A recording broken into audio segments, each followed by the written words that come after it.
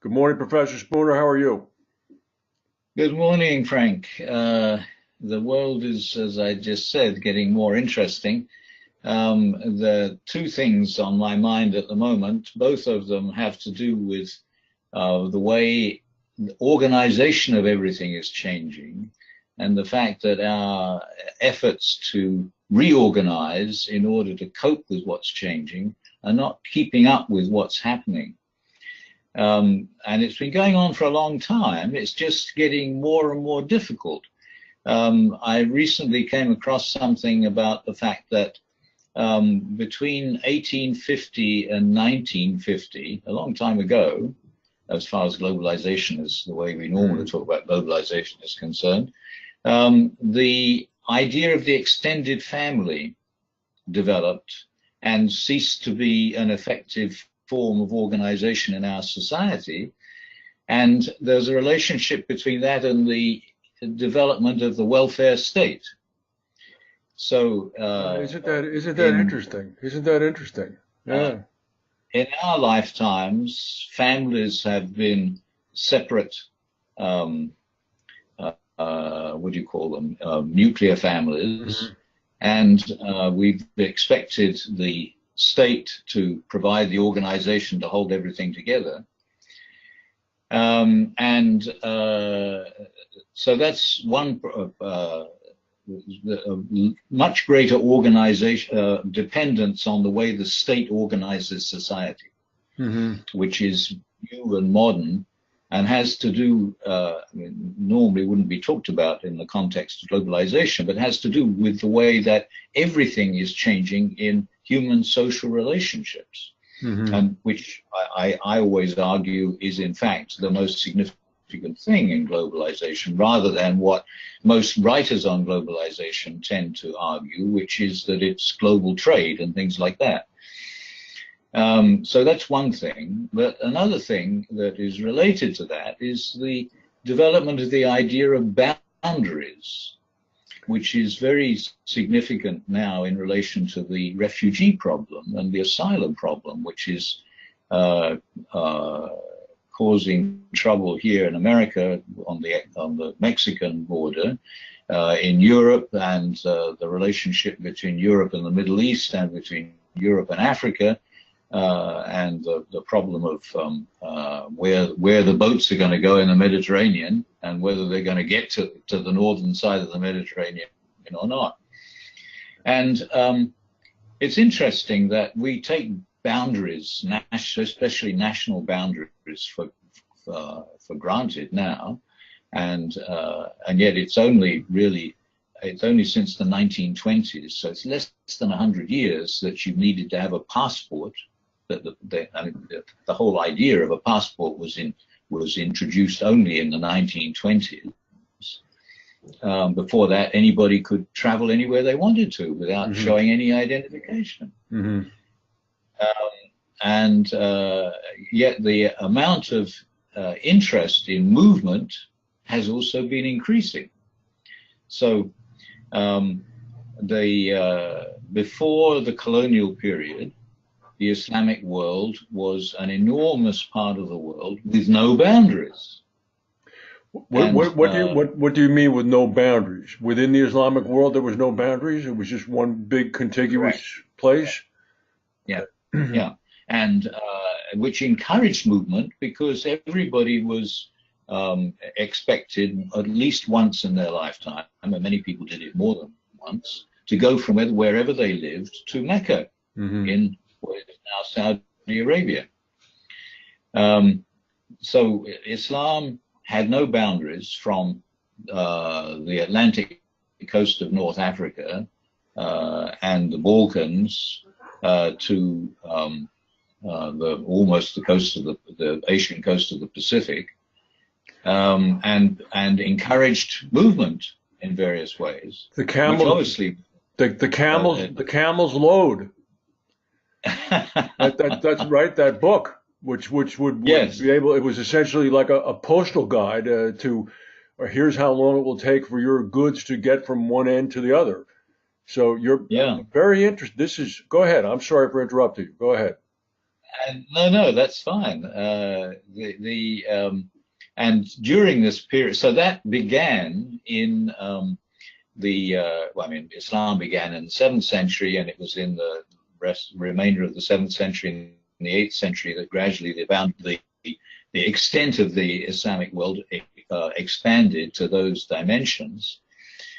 But it intensified in the 9th century when the Persian language became the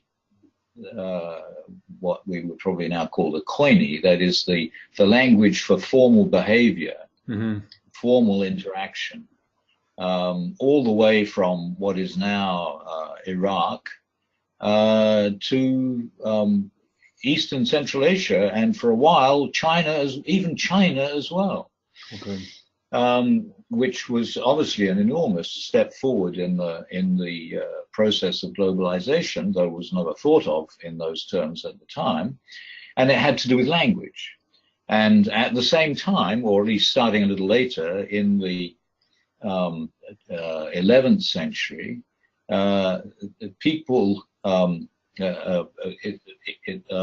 the lingua franca of that same area became Turkish, and people talking to each other would tend, if they came from places that had different local languages, they talked to each other in Turkish, but they always wrote in Persian. But language was a major factor in the stages of globalization, and had nothing to do with, there were no boundaries. Things spread just simply because interaction spread. And then, of course, we had different languages becoming much more important, like Spanish in Central and South America, and then the English in the British Empire, and then in what's happened since the middle of the last century, American influence.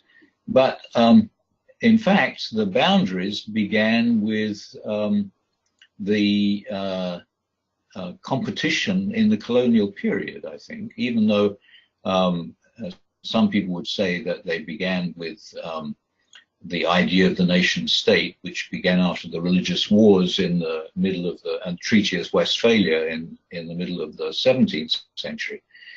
And to some extent they did, because what made people more concerned about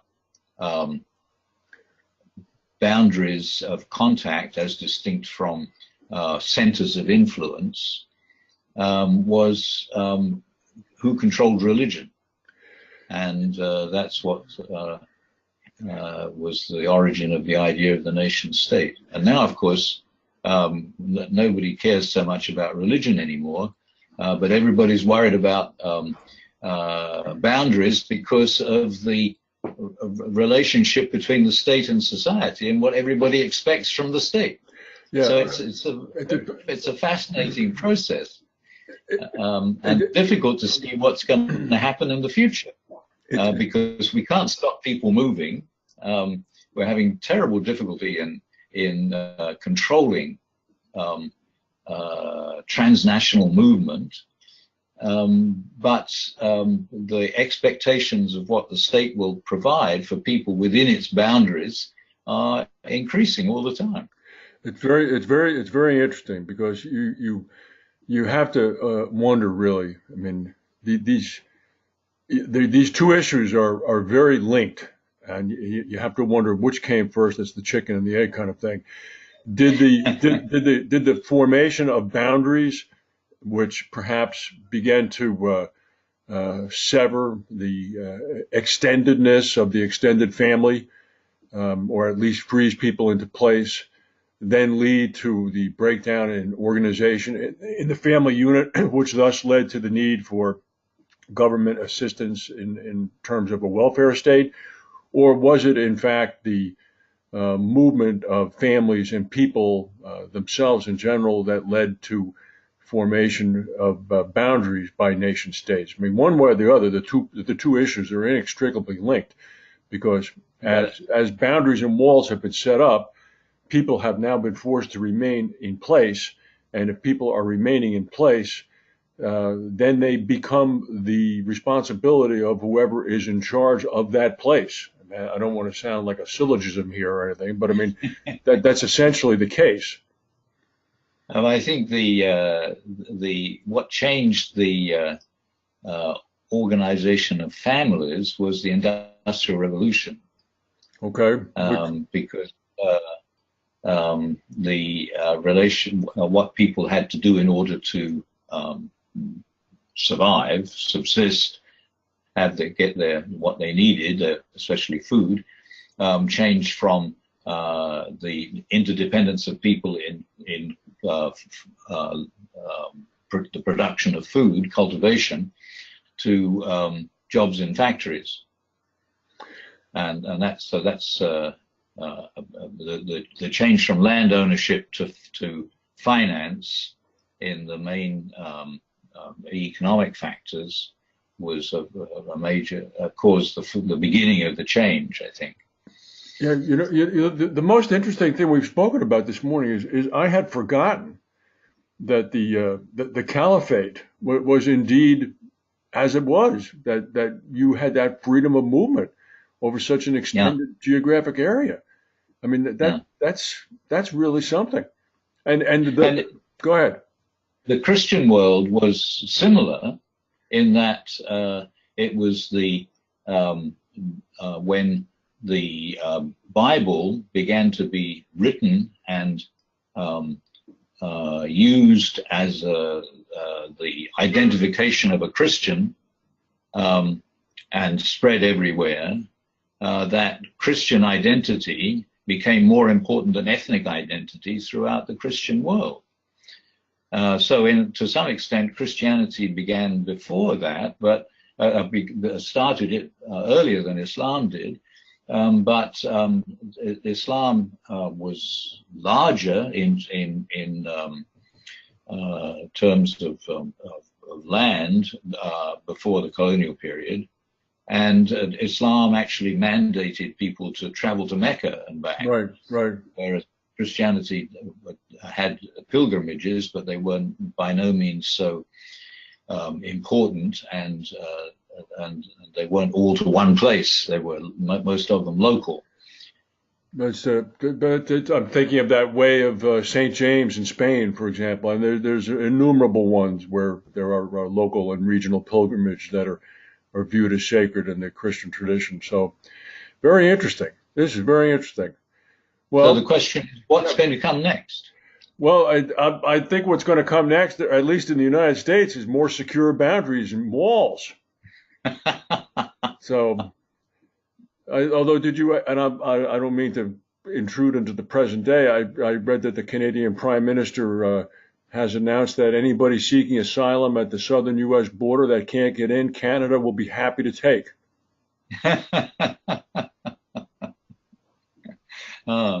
The situation in Canada is, I think, very different from in terms of the relationship between the government and the society and the enormous expanse of territory, rather different from other countries. Indeed.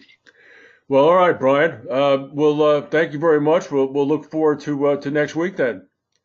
See you then. All right. Bye-bye.